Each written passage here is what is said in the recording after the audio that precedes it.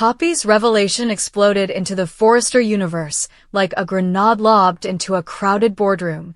Luna Nozawa, the spirited young woman whom Ridge and Taylor had embraced as a long-lost child, Steffi had adopted into her broken-hearted family.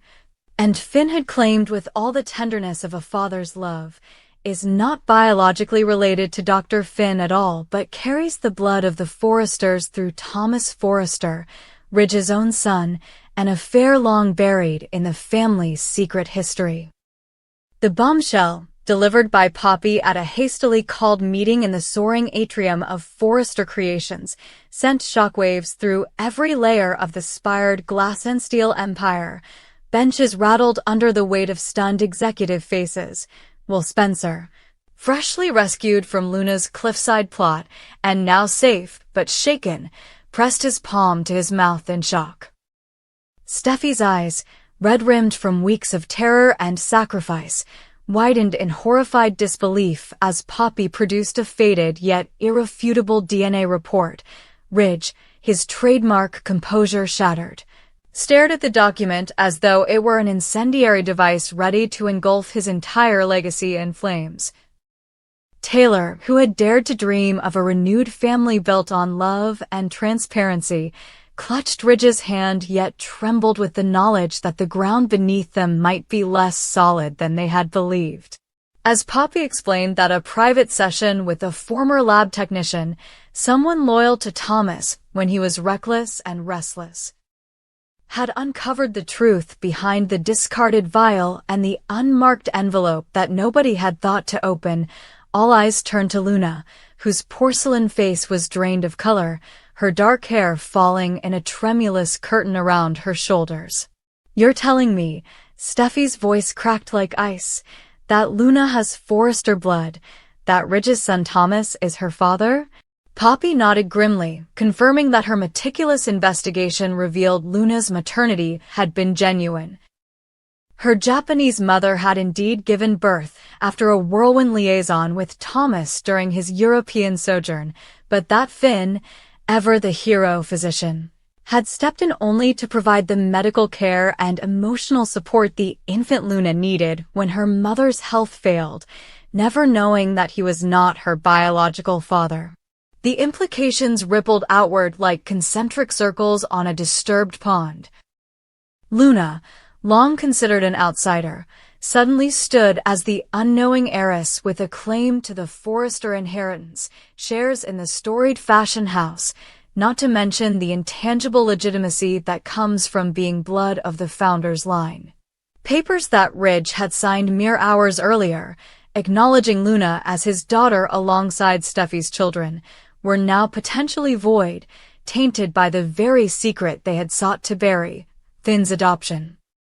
Performed in the raw aftermath of the Cliffside crisis, a union of hearts rather than genes, hung in legal limbo, his vows of fatherhood as heartfelt as they were irrevocable, yet challenged by the stark, immutable science Poppy now brandished.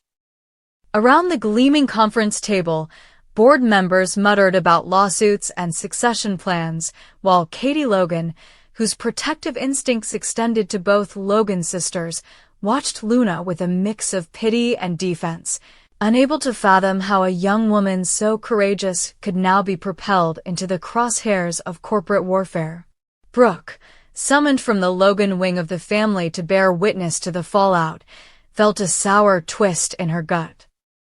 Ridge's decisions, once so central to her own heart's journey, now tangled in the gossamer threads of a genealogical bombshell that could rewrite destinies.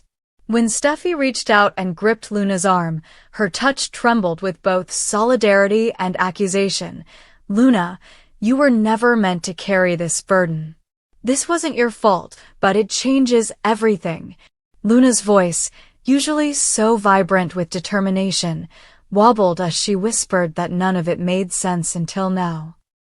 That Finn's kindness, Steffi's fierce protection, Ridge and Taylor's warm acceptance had felt like a dream, yet here was the razor-edged reality lurking beneath, revealing her as both the victim and the unwilling heir to a hidden family drama.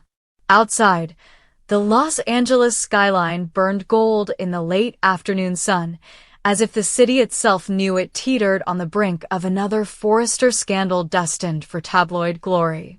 Within minutes, news of Poppy's discovery had reached Bill Spencer's ears. Ever the opportunist, he had pounded the mahogany desk of his private office and ordered Spencer Publications to send reporters to stake out the Forrester campus, smelling a story that would drive shares through the roof and pry apart the alliances that had so recently coalesced around rescuing Will. Wyatt, caught between loyalty to his father and compassion for Luna, who had once been a stranger, then a champion for his cousin, now a contender for the Forrester throne, found himself adrift, torn between the lure of sensational headlines and the memory of Luna's gratitude when she learned Will was safe. Back at Forrester Creations, Ridge stood alone before the glossy portraits of his forebears, staring at images of Eric and Stephanie, mentally rerunning Thomas's teenage years, his brooding silences, his secretive trips to Europe, the fleeting romances that Ridge had dismissed as youthful indiscretions. Now Thomas's indiscretion had produced a child who would claim her birthright whether the Forresters acknowledged it or not, and Ridge felt the weight of every decision he had made as both father and chairman crushing him. Taylor approached, her eyes brimming with love and fear. She reminded Ridge that, regardless of genetics, Luna was the daughter they had welcomed, and that Thomas, for all his faults, bore responsibility for his actions as surely as Finn did for his compassion. Yet the corporate board was mobilizing. Legal counsel whispered of a challenge to Ridge's earlier acknowledgement, and murmurs rose of a potential hostile takeover bid by a faction of shareholders who believed that recognizing Luna's inheritance rights could dilute Steffi's children's stakes and empower a previously marginalized heir, creating chaos in the upper echelons of Forrester Creations. As night fell, Steffi convened a family crisis meeting in the same boardroom that had once celebrated design triumphs, now transformed into a war room of lawyers, PR consultants, and financial strategists sketching countermeasures on dry erase boards. The Forrester-Logan Spencer alliance, so recently united by love and peril, now faced the crucible of corporate preservation. Ridge would have to call an emergency shareholder meeting, present DNA evidence countering Poppy's claims, or risk shareholders voting in favor of Luna's entitlement. Finn, torn between his vow to Luna as his daughter and his Hippocratic oath to heal without harm, would supply testimony attesting to his genuine paternal bond, while Thomas, out of the country but reachable through an embattled conference line, would have to decide whether to step forward as the biological father and assert his rights or remain hidden, letting his child bear the brunt of his past recklessness. At the heart of it all sat Luna, who had already declared that she did not wish to displace Steffi's children or dismantle the Forrester legacy she so admired, but whose mere existence now threatened to reshape the future of one of television's most storied fictional dynasties. In her eyes, Steffi saw regret for the secrets kept, pity for the mother she never knew, and a tremor of hope that maybe, just maybe, blood ties and chosen ties could find a way to coexist.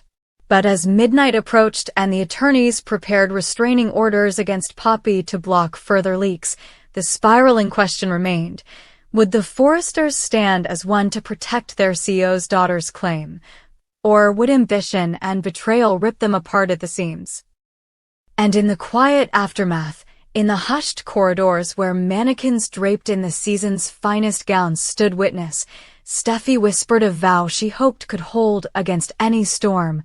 No matter what the world demanded, she would fight to keep Luna safe, to honor both the truth of her lineage and the bond forged in crisis, and to ensure that love, not greed, would ultimately define the legacy of Forrester Creations. Steffi's world shattered into 1,000 glittering shards the moment Poppy dropped the final bombshell in that crisis meeting at Forrester Creations. Luna Nozawa, the girl they'd embraced as sister, daughter, heiress, was not only Thomas Forrester's secret child, but was implicated in an unspeakable act of violence years ago in Europe. A homicide that had been quietly buried in the legal system, labeled as justifiable manslaughter at the time, but now resurfacing as evidence that Steffi's own niece had killed a man in cold blood. Steffi, whose instincts had always been to protect family above all else, felt ball rise in her throat as forensic files revealed the victim to be a business associate of Thomas's on that ill-fated trip abroad. A man who, according to witness statements, had cornered Luna in a half-lit alleyway and pressed her for money, only to be met with a savage blow that left him dead at her feet. The court records, dusted off by Poppy's relentless investigation, painted a picture so dark that even Taylor's steadfast faith in redemption faltered. Steffi, staring at the legal dossier in disbelief, realized that every tender moment she had shared with Luna, every tear shed at the cliff's edge, every vow to nurture and protect her, had been woven through the shadow of a secret far darker than abandonment. She heard Ridge's gasp behind her and felt Finn's hand on her shoulder, but for an instant she could not breathe. When Poppy laid out the evidence, Luna's palm print on the murder weapon, the overturned flower pot still stained with the victim's blood, the victim's final words traced in shaky handwriting on a scrap of paper found in Luna's bag. Steffi felt the ground drop away. The Forrester boardroom, usually a place of measured design critiques and couture unveilings, became a courtroom of moral reckoning. Katie Logan's sharp gasp echoed off the marble walls. Brooke's face, pale and hard, struggled to mask her horror. Wyatt's eyes narrowed with the calculating gleam of a man already pondering headlines, and Bill Spencer's triumphant smirk betrayed how eager he was to exploit this scandal. But Steffi saw only Luna's tear-streaked face folded in shame as she sank to her knees, her resolve crumbling under the weight of guilt and fear. In that moment, Steffi knew that to confront the truth and to save her family from further ruin, she had to summon the father who had drifted away in ignorance and come home to face the consequences. Without hesitation, Steffi raised her trembling hand and declared, "Thomas Forrester must return to Los Angeles at once," her voice ringing with the authority of a woman who understood that some betrayals transcended blood but demanded blood's final reckoning. The call was placed to Thomas's number halfway across the globe. Minutes later, his disbelieving voice crackled through Steffi's phone as she delivered the devastating charge. "Your daughter has a dark past, and only you can help us set this right." As Steffi pressed end, the Forrester heirloom pens and silk swatches on the conference table blurred before her eyes, eclipsed by the knowledge that bringing Thomas back would open wounds that had barely begun to heal and might tear the family apart forever. Within 24 hours, Thomas Forrester stepped off a private jet onto the tarmac at LAX, his tailored suit creased from travel and his expression a storm of confusion and dread. He learned first from Ridge and Taylor in the privacy of the Cliff House study that Luna, the daughter he'd never truly known, was not only his blood, but had killed a man who'd abused her trust. Steffi, standing just behind, watched as Thomas's face went from disbelief to a haunted recognition. She had arranged for the original crime scene photos to be discreetly displayed on a side table, and as his eyes fell on the blood-spattered alleyway image, his shoulders slumped with guilt. Finn, still reeling from having adopted Luna in good faith, explained how the legal record had remained sealed until Poppy's dogged pursuit uncovered it. Ridge's jaw tightened as he revealed the Forrester legal team already preparing to disentangle Luna from the corporate will, where she had been named sole heir equal to Steffi's own children. Thomas, voice cracking, begged for a moment alone with Luna, and Steffi hesitated only a beat before granting him the mercy of that encounter, knowing full well that the words exchanged between father and daughter would shape the family's fate. Behind closed doors, in a softly lit guest suite that smelled of white roses, Thomas knelt beside Luna's trembling frame. Her eyes, rimmed red from tears, flicked up at him, no longer the defiant pawn he'd imagined, but a child terrified of her own capacity for violence and desperate for absolution. Thomas gathered her in his arms, whispering apologies she could never hear enough, vowing to use every resource of the Forrester name to clear her record, to hire the best lawyers, to rewrite her story so that her act of self-defense could finally be understood rather than condemned. Yet as he held her, Thomas's own tears fell heavy. The father who had thought himself lost to his child now bore the crushing weight of her sins as if they were his own. When they emerged from the suite hand in hand, Thomas's resolve was forged into something unbreakable. He would stand by Luna against any challenge, corporate, legal, or familial, and demand that the Forresters honor both her bloodline and her right to redemption. In the halls of Forrester Creations, the fallout began in earnest. Board members who had whispered of diluting Steffi's children's inheritance began drafting clauses to accommodate Luna's protected status. Ridge quietly met with Poppy to temper her disclosures and control the narrative. Katie Logan and Brooke Logan lobbied for a restorative justice approach, pressing for a public statement from Luna that stressed her act had been in self-defense. Finn prepared to testify in favor of Luna's character at any upcoming hearings, and Bill Spencer denied the usual magnitude of scandal for one night, seethed at the prospect of a tabloid-friendly story slipping through his fingers.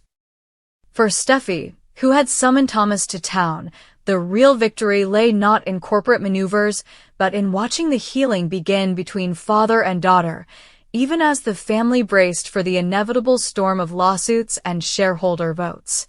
Standing at the threshold of the Cliff House balcony overlooking the Pacific, the very place where Luna had once orchestrated a deadly drama, Steffi caught Ridge's hand in hers and whispered that blood, however dark its secrets, could also bind them in surprising acts of courage and love.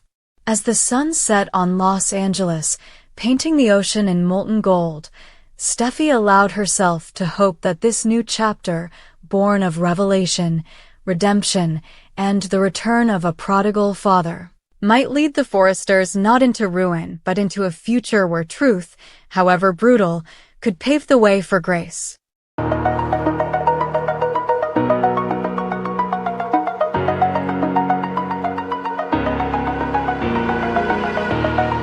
Oh.